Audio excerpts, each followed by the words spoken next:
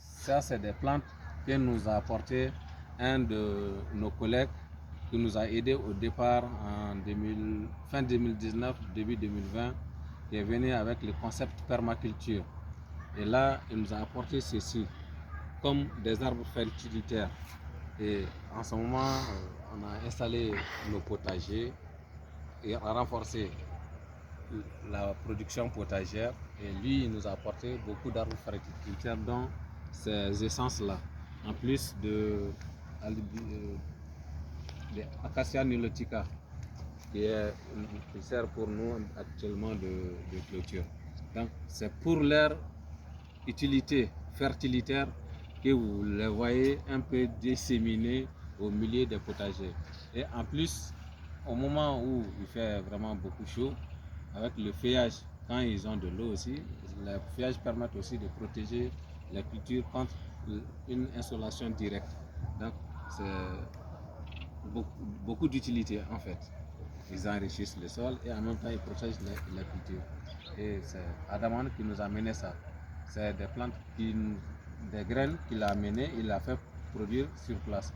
Et nos éléments pour le potager, ils ont utilisé ça. Et là, il y en a qui sont vraiment grands.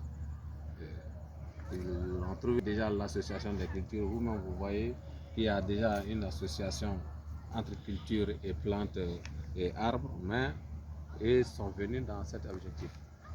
Merci beaucoup, monsieur Koumaré. Oui. C'est très bien. Quand nous parlons du concept associé les arbres fertilitaires, tels que le Savania Samana et la Levisia stipulata aux cultures, certains ne le comprennent pas. Et ici, nous sommes au Mali, à Bamako. C'est pas facile. Ici, il ne pleut pas tout le temps, mais ces essences résistent. Vous aviez dit que vous aviez même planté même ces essences partout dans le jardin, même au niveau des limites, sur les flancs de collines. Et ça, ce que vous avez planté dans le jardin, ça, vous élarguez ça, vous coupez ça régulièrement pour que ça repousse. Donc, est-ce que vous aviez vraiment constaté la fertilisation, le pouvoir fertilisant de ces plants?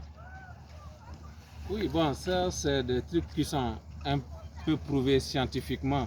Par exemple, quand tu fais, pour ceux qui ont fait un peu d'agronomie, l'association de niébé et des cultures, on cultive soit les arachides, les légumineuses.